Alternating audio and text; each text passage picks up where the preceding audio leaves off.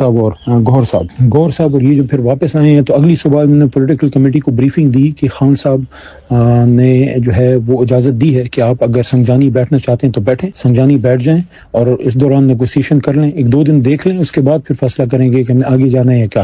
اب یہاں تک تو یہ سچویشن تھی۔ میرا سب سے بڑا جو مجھے دکھ ہے اور افسوس ہے وہ یہ ہے کہ خان صاحب نے ایک تو اسپیسیفکلی ڈی چوک کا نہیں کہا تھا، اسلام آباد کا کہا تھا، اور اس بات کے بہت سے گواہ ادھر عدالت کے موجود ہیں، کیونکہ اس کے بعد تو گور صاحب کی ملاقات ہی خان سے پھر نہیں ہو سکی۔ ان کی تو ملاقات ہی پھر 25 تاریخ کو ہوئی ہے۔ تو خان صاحب کی طرف سے، فاؤنڈنگ چیئرمین کی طرف سے، چیئرمین تحریک انصاف کو جو ڈائریکشن تھی وہ یہی تھی کہ آپ اسلام آباد پہنچیں۔ کوئی اسپیسیفک جگہ نہیں ہے کہ ڈی چوک ہے یا کشمیر ہائی وے ہے یا پشاور موڑ ہے، نو، بس اسلام آباد۔ تو جب خان صاحب نے پھر 25 تاریخ کو خود کہہ دیا کہ آپ سنجانی بیٹھ جائیں اور آپ وہاں پہ اگر نیگوسیشن ہوتی ہے تو کریں، وہاں گور صاحب نے یہ بھی بتایا کہ خان صاحب کو علم نہیں تھا۔ جب ان کو بی بی کا بتایا گیا کہ بی بی بھی تشریف لائی ہیں تو انہوں نے کہا کہ اچھا وہ بھی آئیں، تو ان کے علم میں نہیں تھا یہ، کیونکہ خان صاحب کو ساری انفارمیشن تو ظاہر اندر نہیں پہنچتی، ان کو نہیں پتا تھا کہ وہ بھی آ رہی ہیں۔ بہرحال یہ جو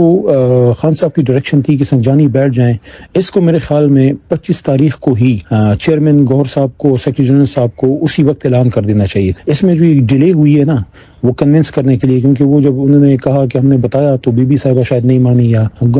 سی ایم صاحب کو تو کنوے ہو گیا تھا، سی ایم صاحب تو ایگری تھے کہ ہمیں نہیں جانا چاہیے آگے۔ میرے خیال میں یہاں سے ایک اسٹریٹجک غلطی ہوئی ہے کہ جب خان صاحب نے اجازت دے دی تھی سنجانی بیٹھنے کی تو ہمیں نہیں جانا چاہیے تھا۔ اب کس کو پتا تھا کہ آگے کیا ہوگا؟ نہ ہمیں پتا تھا، نہ بی بی کو پتا تھا، نہ گور صاحب کو پتا تھا، نہ سی ایم صاحب کو کہ آگے اگر جائیں گے تو کیا ہوگا۔ کس کو پتا تھا کہ وہاں خون آشام جو ہے لوگ ہیں اور وہ گولیاں ماریں گے۔ انہوں نے تو ظلم کیا سو کیا، لیکن میرے خیال میں ہم سے غلطی یہ ہوئی کہ ہمیں اپنے لیڈر کے حکم پہ عمل کرنا چاہیے تھا، کہ انہوں نے جب آپ کو سنجانی کا کہا کہ آپ سنجانی میں بیٹھے تو وہاں ہمیں اس پہ عمل کرنا چاہیے تھا۔ اور یہ 4-5 دفعہ گور صاحب پولیٹیکل کمیٹی کو، کل رات بھی انہوں نے اس پہ بریفنگ دی ہے، اور کور کمیٹی کو بھی انہوں نے یہ بتایا تھا بڑی تفصیل کے ساتھ۔